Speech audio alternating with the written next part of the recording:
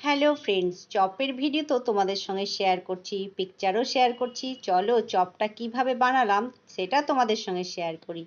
আলু সেদ্ধ করে সমস্ত মশলা, পেঁয়াজ, আদা, রসুন, যে সমস্ত মশলাগুলো চপে লাগে আর কি, বাদাম গুঁড়ো করে ভেজে গুঁড়ো করে দিয়েছি। তো মশলা মাখিয়ে নিয়ে চপ ভাজতে লাগলাম। তো শাশুড়ি মাকে বললাম, একটু হাত লাগিয়ে দাও, তুমি চপের ওই আলুটা একটু গোল করে দাও। তো শাশুড়ি মা গোল করে দিচ্ছিল আর আমিও কিন্তু হাত লাগিয়েছিলাম যাতে দুজনে তাড়াতাড়ি হয়ে যায়। সর্ষের তেল আগে থেকে গরম করতে বসিয়ে দিয়েছিলাম। এবার বেসনটা গুলিয়ে নিয়েছিলাম। ব্যাটারে কি দিয়েছিলাম চলো তোমাদের বলে দিই।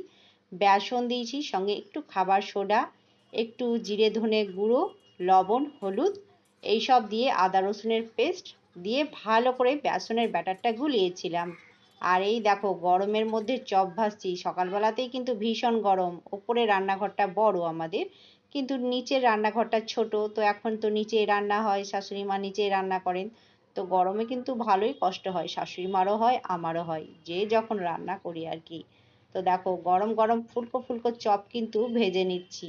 একটা একটা করে তেলের মধ্যে ছেড়ে দিলাম, তেলটা ভালো গরম হতে